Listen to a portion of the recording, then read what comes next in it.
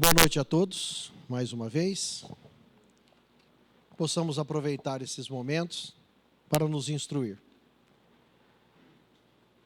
Essa noite eu quero falar com vocês sobre um texto que está no Evangelho de Marcos, mas também está no Evangelho de Mateus e de Lucas. É conhecido por todos como Jesus acalmando a tempestade acalmada. Eu gostaria de ler o trecho que está do versículo 34 até o versículo 41. E diz assim: E sem parábolas nunca lhes falava, porém tudo declarava em particular aos seus discípulos. E naquele dia, sendo já tarde, disse-lhes: Passemos para outra banda. E eles, deixando a multidão, o levaram consigo, assim como estava no barco. E havia também com ele outros barquinhos. E levantou-se grande temporal de vento, e subiam as ondas por cima do barco, de maneira que já se enchia. E ele estava na popa, dormindo sobre uma almofada. E despertaram-no, dizendo-lhe: Mestre, não se te dá que pereçamos? E ele, despertando, repreendeu o vento e disse ao mar: Cala-te, aquieta-te. E o vento se aquietou e houve grande bonança. E disse-lhes: Por que sois tão tímidos? Ainda não tendes fé? E sentiram um grande temor, e diziam uns aos outros: Mas quem é esse, que até o vento e o mar lhe obedecem? Eu queria começar um pouco atrás, abranger um pouco mais o contexto, e não da onde peguei esse texto. Porque eu acho que é importante a gente ressaltar algumas coisas antes de entrar diretamente no texto. Marcos, ele trabalha de uma maneira diferente dos outros evangelistas. Porque ele já começa, o texto dele, já nós estamos aqui no capítulo 4, ele já começa com instruções desde o capítulo 2. Ele pula uma série de coisas que tem em Mateus e Lucas. E a parábola do semeador, ela é o início desse capítulo 4, que todo mundo conhece, né? O semeador que saiu a semear, a semente caiu pelo caminho, por entre as pedras, por entre os espinhos, e caiu na terra boa. E depois desse texto ele fala, ele explica essa parábola, porque os seus discípulos não compreendiam tudo aquilo que ele falava. Como diz o versículo 34, tudo ele se reportava por parábolas, e nada sem parábolas lhes falavam, mas ele explicava em particular aos seus discípulos. Então ele explica essa parábola do semeador. Terminada a parábola do semeador, ele faz algumas colocações a nível de responsabilidade, e ele entra numa outra parábola, chamada parábola da semente. Também, que é aquela parábola que todo mundo deve conhecer também, a gente já falou várias vezes aqui. É a parábola que fala, né, que da erva, a semente é colocada na terra, primeiro a erva, depois a espiga, depois o grão cheio na espiga, depois quando está granada, como se diz, né? Então está pronta, ela é cortada, mete-se-lhe a foice. Então é todo um trabalho que a gente vai vendo de progresso, de desenvolvimento dentro do Espírito, de instrução dentro do Espírito. E quando Jesus chega nesse ponto desse texto aqui, Jesus está justamente falando sobre isso, pregando, ensinando as pessoas sobre toda a boa nova, a mensagem que ele tinha para as pessoas. E nesse momento, então, Jesus ele pede para os seus discípulos: vamos passar para outra margem, para um outro local. E nessa travessia se processa isso que nós acabamos de ver aqui. Mas vamos buscar o ensinamento que tem dentro dessa mensagem? Primeiro, quando Jesus falava, ele procurava orientar a cada um de nós sobre as dificuldades, sobre os problemas, sobre as experiências da vida. Porque é justamente isso que as parábolas anteriores vão nos dizendo. Que tudo tem um tempo de maturidade, um tempo para poder as coisas serem realizadas. Vê a parábola da semente, né?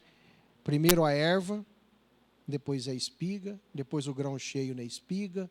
Então, existe uma sequência, um tempo, um preparo, né, que a doutrina é nos passada, aonde nós absorvemos esse ensinamento, para que a gente possa depois jornadear. É sempre assim, porque é dado a cada um de nós o ensinamento e é cobrado na mesma proporção. A gente só é cobrado de acordo com aquilo que você está recebendo, de acordo com aquilo que você está entendendo, de acordo com aquilo que nós estamos vivendo na experiência da vida. Nós somos cobrados dessa maneira. Nós, só para poder juntar mais fatores, conhecemos um texto que está no final do Sermão do Monte, que está no Evangelho de Mateus, no capítulo 7. Que o Sermão do Monte ele vai do capítulo 5, 6 e 7 no Evangelho de Mateus. Então, lá no final, Jesus falando justamente, né, fazendo um final, fechando, ele fala que em determinado momento da experiência, né, aqueles que ouviram as suas palavras, né, e as praticaram, eles eram semelhantes às pessoas que tinham edificado a casa sobre a rocha. Chegaria um momento em que haveria uma chuva, as águas iriam cair, os ventos iriam soprar, né, e as águas iriam correr. E ela ia bater contra a fundação daquela casa, contra aquela rocha. E se realmente havia uma sustentação em torno daquilo, aquela casa não seria abalada. Depois ele volta a dizer: aquele que ouve as minhas palavras e não as pratica, é semelhante ao homem que edificou a sua casa sobre a areia. E vieram as chuvas, os ventos e as águas correram e deram contra a fundação daquela casa. E ela caiu. Então, a gente vê que a gente edifica. A gente edifica a cada dia. Mas sobre o que nós estamos edificando? É isso que nós precisamos ver.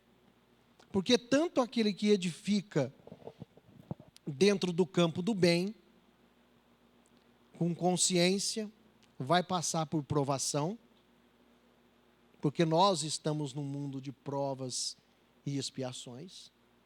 Então vai chegar um momento em que o meio em que a gente vive, ele vai ter as suas agitações. E a gente vai ter que dar prova daquilo que nós até então absorvemos o ensinamento. Porque é isso que ele fala para nós: aquele que ouve a minha palavra e a pratica, exercita, põe em prática, faz dela uma ferramenta de uso, esse vai conseguir, no momento em que houver as tribulações da vida, ele vai conseguir superar o problema por que ele está passando.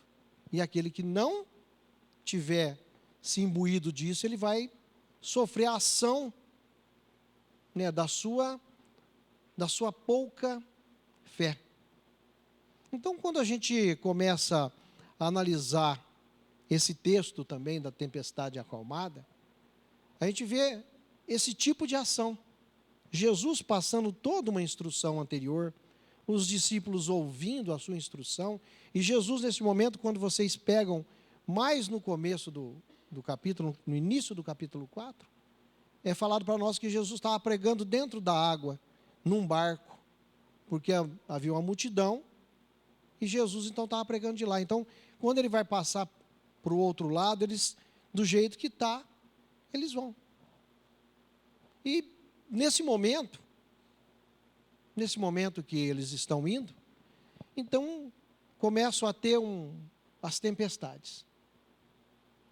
A tempestade começa a bater contra aquele barco começa a balançar, e Jesus, como diz os textos, está descansando, está dormindo, né? Numa almofada, como está falando. E quando a gente vê isso, a gente tem que perguntar assim, o que Jesus está querendo dizer para nós em relação a isso? Aonde que eu entro aí? Eu entro que eu estou tendo a oportunidade de aprender o ensinamento do Cristo. Estou sabendo das informações que ele tem passado. Não estou? Todos nós aqui estamos já há algum tempo escutando o ensinamento de Jesus, sabemos do que ele deseja de nós, sabemos que nós vivemos num mundo em que nós somos constantemente, né, solicitados nas mais diversas situações. Nós sabemos disso, não sabemos? O barco a que se refere os textos, se a gente puder utilizar de uma forma mais espiritual, é o nosso corpo, nosso ser físico, aonde o nosso espírito está veiculando, aonde ele está, vamos se dizer, navegando no mar da vida, porque a vida é um mar. E dentro desse campo, desse mar, a gente tem que estar pronto para tudo. Porque quando se faz um barco, esse barco, ele tem um objetivo. Ele não foi feito para ficar no porto. Foi? Não. Ele foi feito para navegar. Agora, ele foi feito para navegar somente em águas calmas? Em águas tranquilas? Ou ele foi feito para navegar? Independente se a água está tranquila, se o mar está agitado, independe disso. Ele foi feito para navegar e nós estamos aqui, navegando no mar da vida, passando pela experiência que é própria a cada um de nós. Como a doutrina nos diz, nós viemos para cá, não viemos por acaso. Não viemos por acaso. Ninguém caiu de paraquedas aqui, ali, acolá. Não. É só a gente pegar a questão, a partir da questão 258 do Livro dos Espíritos, a gente vai ver. Escolha das provas. E lá a gente vai vendo como é que é processada a coisa. Então, cada um de nós, né, está vivendo a experiência que é necessária, no meio que é necessário. Nós estamos vivendo a experiência dentro desse meio. E nesse meio, né, está a família, está tanto a família a qual nós viemos, a família paterna, quanto a família que nós constituímos em grande parte. Está nesse meio os filhos que nós temos, né? E quando a gente casa, a gente também traz os parentes, né, do outro lado. Vem todo mundo junto, faz parte da família. A gente está o nosso trabalho, a nossa profissão. Está a nossa conduta dentro do meio social. É o que nós estamos inseridos em tudo isso. Né, todas essas revoluções que nós estamos vendo recentemente no nosso país, ou fora do nosso país, nós, direta ou indiretamente, estamos participando. Nós estamos sofrendo as ações de todas as coisas que estão ocorrendo. Então, existe todo um mecanismo na vida onde nós estamos navegando. Então, tem horas, tem períodos em que a nossa vida, nosso barco, a nossa experiência, a nossa existência, ela está caminhando de uma forma mais suave, mais tranquila. E é os momentos que nós deveríamos mais ter a oportunidade de aprender mais. Onde nós deveríamos ter a oportunidade de buscar dos ensinamentos a parte mais profunda. Por quê? Para que a gente pudesse nos alicerçar. A gente, como espírita, sabe que nós temos liberdade. A gente sabe que quando a gente está semeando, a gente tem responsabilidades. A gente sabe que grande parte das situações, das dificuldades que nós vivemos hoje aqui, elas são oriundas do que nós estamos realizando aqui, agora. Só grandes experiências de expiação é que a gente não tem dúvidas, quando a gente tem situações que a gente vê que deixa evidente uma situação de expiação, mas em grande parte nós estamos aqui passando por provas. Para quê? Para poder elevar o nosso espírito. Porque é justamente através do ensinamento que a gente vê nas escolas as crianças galgarem do analfabetismo até chegar às cátedras das faculdades. Não é assim? Não é passando ano por ano, se desenvolvendo, aprendendo, e nós, como espíritos dentro da escola da vida? Mesma coisa. Então, dentro da própria experiência que nós estamos vivendo hoje, nós, apesar de sabermos muitas coisas, nós ainda agimos de maneira equivocada. Mas faz parte do nosso estado ainda de desequilíbrio, do nosso estado ainda de pouco conhecimento, da nossa ignorância como espíritos que somos, faz parte. Mas quando a gente começa a atentar na vida de uma forma geral, quando a gente começa a despertar para o sentido da vida, a gente começa a perceber coisas, aonde estão os valores reais. E somente a partir desse momento é que a gente vai conseguir colocar o nosso barco rumo a um destino. É somente quando a gente começa a perceber as coisas a nível espiritual que a gente vai começar a compreender para onde a gente deve conduzir o nosso barco verdadeiramente. Porque quando a gente não tem essa condição espiritual de entender isso, a gente continua navegando dentro dos prazeres, dentro das tribulações, perdido dentro dos problemas que nos envolvem na família, no trabalho, na vida de uma forma geral, perdidos ali, preso a todo esse campo, achando que isso é a vida verdadeira. Essa vida material, a busca pelos prazeres, atender os desejos, fazer com que o nosso corpo ele tenha todas as regalias possíveis, que ele encontre em todos os sentidos, os prazeres que ele deseja. Nós estamos com o nosso barco navegando a esmo. E o que nós encontramos nesse campo, a não ser tribulação, em grande parte? Desilusão, frustrações. E o que são isso, a não ser que não sejam essas ondas, esses abalos do mundo, a vir se socar contra nós, a nos envolver, e a gente, por falta de um norte, de um rumo, de um direcionamento verdadeiro, a gente acaba se perdendo, se apavorando, mesmo tendo um conhecimento do Cristo. Mesmo o Cristo estando dentro do nosso barco, mesmo Ele estando dentro de nós, a gente acaba se perdendo, porque a gente não tem aquela firmeza, a gente tem mania de dizer: eu sou cristão, eu acredito em Deus, mas na hora da provação, a gente desespera. A hora que as ondas começam a bater, a gente desespera. E se a gente olhar também com um olhar um pouco mais profundo nas coisas, a gente vai ver que a gente geralmente começa a ficar com problema nas áreas em que a gente tinha mais certeza, que a gente tinha mais confiança, que a gente se achava mais apto, aonde nós achávamos que nós não tínhamos dificuldade para poder enfrentar as coisas. Já repararam isso?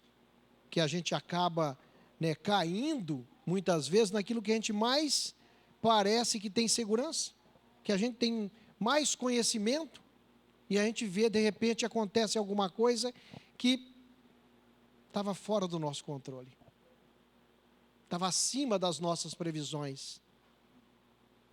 E se a gente olhar para o texto, a gente vai encontrar exatamente isso. Jesus nasceu, cresceu e todo mundo conhece ele como carpinteiro. Não é isso? O que ele entendia de mar? Como um carpinteiro, nada. Né? Vamos dizer assim. E os discípulos que estavam com ele, quem eram?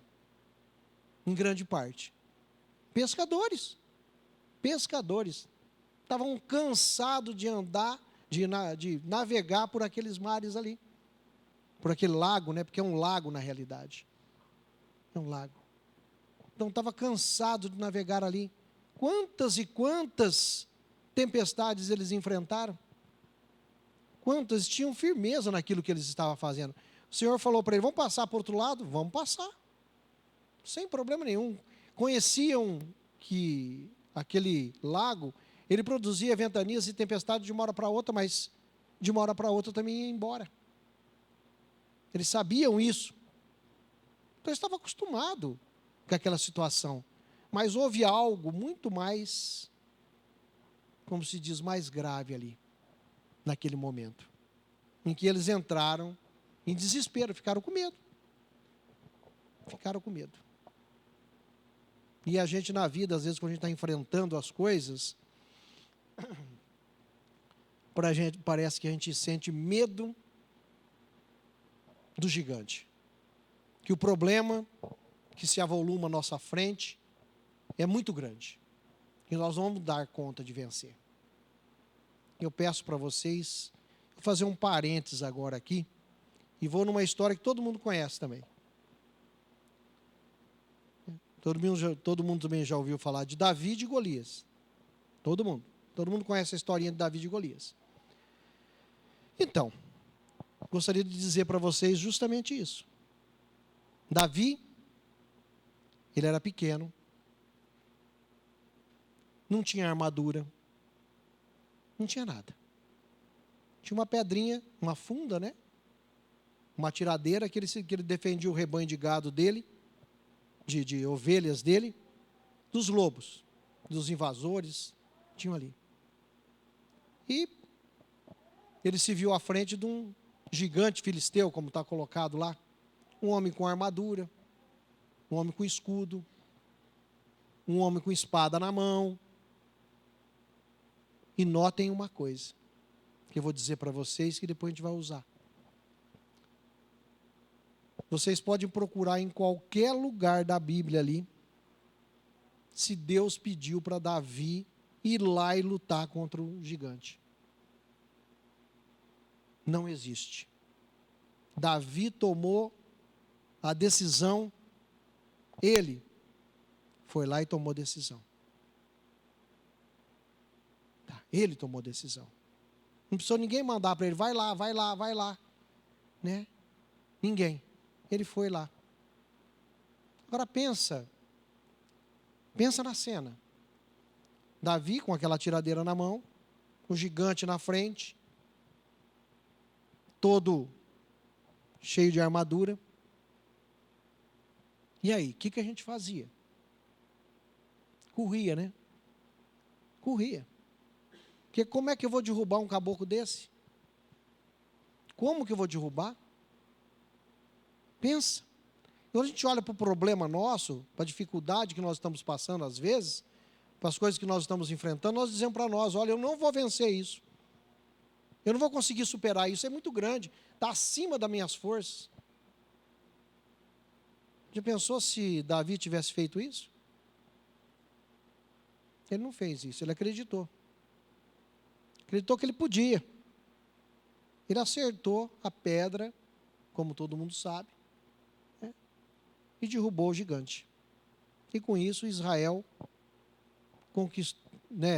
perseguiu os filisteus e deu cabo dos filisteus. Então, se a gente não se pôr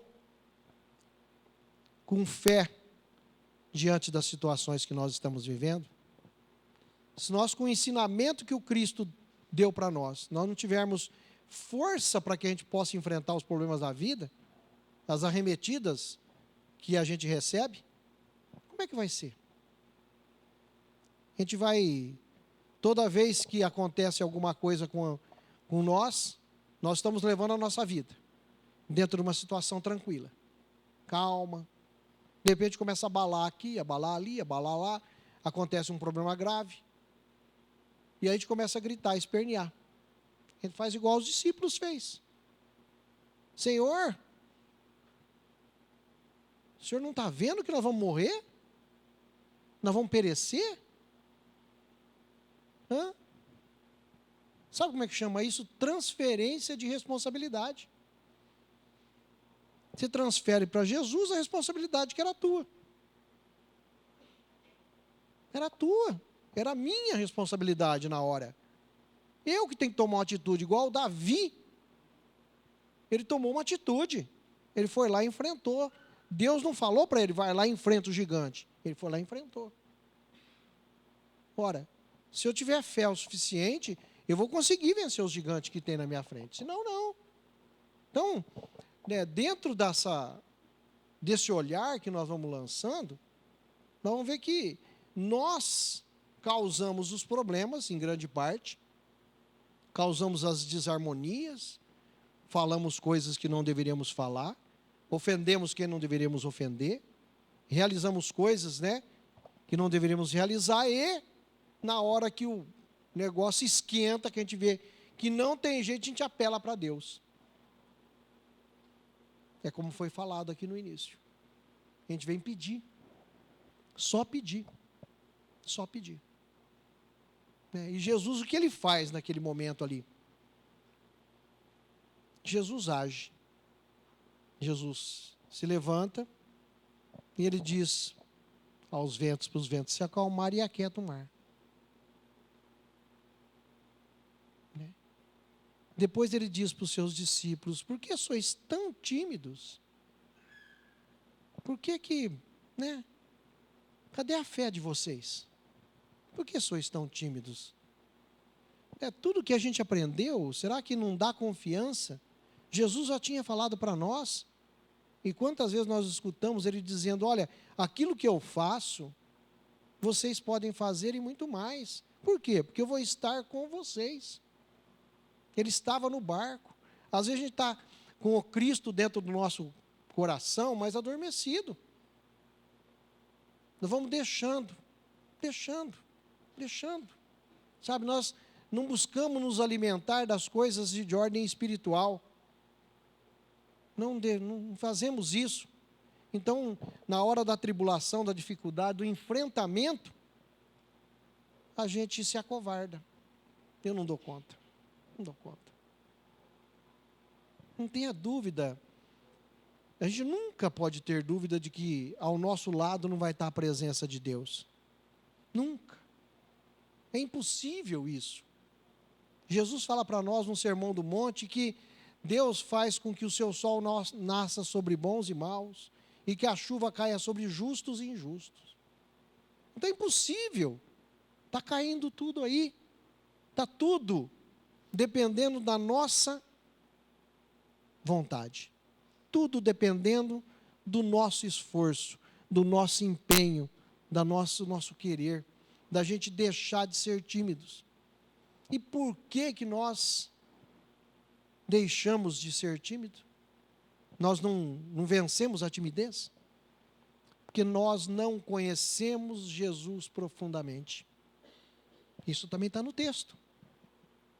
Quando a gente vê encerrando esse texto, os discípulos, depois de verem Jesus acalmar a tempestade, falar com o mar, com os ventos, eles ficam espantados, falam: mas quem é esse? Que até o mar e os ventos obedecem. Ué, você não conhece quem é o Cristo? É assim na nossa vida. Nós não conhecemos quem é o Cristo. Nós não conhecemos as possibilidades que temos. A gente vem dentro da doutrina, dentro da casa religiosa, e a gente vai aprendendo que nós somos espíritos. Nós aprendemos que nós somos espíritos. Nós aprendemos que nós somos espíritos. Mas nós não nos comportamos como espíritos. Nós nos comportamos como seres materiais. Simplesmente. Nós não sabemos perceber que nós estamos revestidos de um corpo físico, vivendo uma vida física, mas nós somos seres espirituais. Nós não vamos morrer, nós vamos desencarnar. Por isso que a doutrina fala para nós que nós desencarnamos, a carne fica. O que é perecível fica. 1 Coríntios 15:50. Carne e sangue não herdam o reino de Deus, nem a corrupção herda a incorrupção. Então, vai ficar aqui a parte material e a parte espiritual. Com o que nós estamos alimentando ela? O que nós estamos buscando do conhecimento? O que nós estamos aproveitando do ensinamento do Cristo? A gente fala de vida futura, de vida espiritual. Mas nós estamos incorporando em nós essa vida espiritual? Nós acreditamos realmente nessa vida futura? Nós acreditamos que tudo aquilo que nós estamos realizando aqui vale a pena no campo do bem? Que nós estamos edificando para essa vida futura? Por essa vida no campo espiritual? Nós estamos plantando a semente de uma vida melhor? Nós precisamos conhecer a capacidade do Cristo na nossa vida. Quando a gente vai compreendendo que nós somos espíritos, que nós somos, seres que não morremos, e como a gente começa a mudar o sentido da nossa vida, o nosso barco começa a caminhar no caminho certo. Porque nós temos, dentro da doutrina, nós temos, que nos diz a questão 132, ela diz assim, Kardec pergunta à espiritualidade, qual a finalidade da encarnação? Qual a finalidade da vida? Qual a finalidade da vida? Diz lá que Deus nos impõe com o fim de nos levar à perfeição. Então você está aqui, eu estou aqui, é para atingir a perfeição. Sabe, nós vamos chegar lá, mas nós temos que observar aquele que é o nosso guia e o nosso mestre. Questão 625 do Livro dos Espíritos. Precisamos aprender. Precisamos aprender. Isso. Ele é guia e ele é modelo nosso. Então, o que ele fez? Vamos procurar saber o que ele fez. Porque aquilo que ele fez interessa muito para nós. Porque vai, de forma direta, vai influenciar no nosso relacionamento, no nosso dia a dia, naquilo que nós estamos fazendo. Como que você age? Como você trata o teu semelhante? Se você conhece o Cristo, certamente você trata de uma maneira diferente daquele que não conhece o Cristo. Você trata o teu semelhante como realmente um irmão. Uma pessoa que você deve respeito, que você deve carinho. Se ele não te entende, não tem problema. É problema dele. O teu problema é procurar entendê-lo. Mas é muito difícil entender ele. Não interessa. Nós estamos aqui justamente para isso. Nós estamos aqui para poder compreender aqueles que estão no caminho conosco. E se eles estão no caminho conosco, é porque eles são pessoas importantes na nossa vida, tremendamente importantes, porque eles têm alguma coisa para nos trazer de útil, como nós temos coisas para levarmos de útil para o nosso semelhante.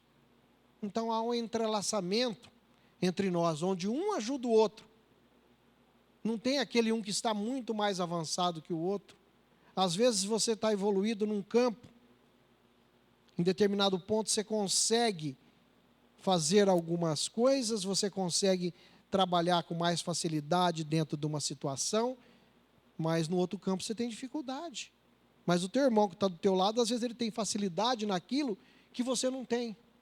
Então, há um aprendizado comum entre nós. E é assim que nós vamos, na vida, passando pelas tempestades, enfrentando o mar, enfrentando a vida. O mar é isso daí que nós estamos vivendo. Ó.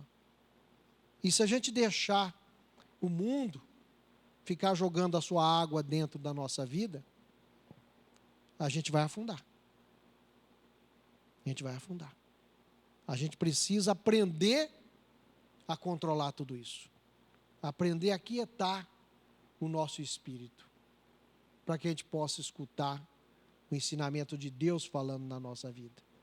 Porque no meio das convulsões que nós estamos vivendo, a gente às vezes perde todo o equilíbrio. A gente não escuta o ensinamento do alto. A gente briga, xinga, fala alto, agride. A gente não está envolvido com o alto. Então, se a gente aquietou, a gente vai começar a escutar aqueles irmãos de ordem espiritual que está dentro, que está envolvendo a gente, que está dentro daquele círculo que está ali para nos ajudar. E é isso que a gente tem que fazer, aquietar os nossos corações perante as dificuldades. Aquietar. Para que a gente possa escutar o ensinamento que o alto tem para trazer para nós. Está dando para entender até aqui a situação, como é que se faz? E o ensinamento do Cristo ele é repetitivo para nós. Ele está sempre pedindo para nós, olha, instrução.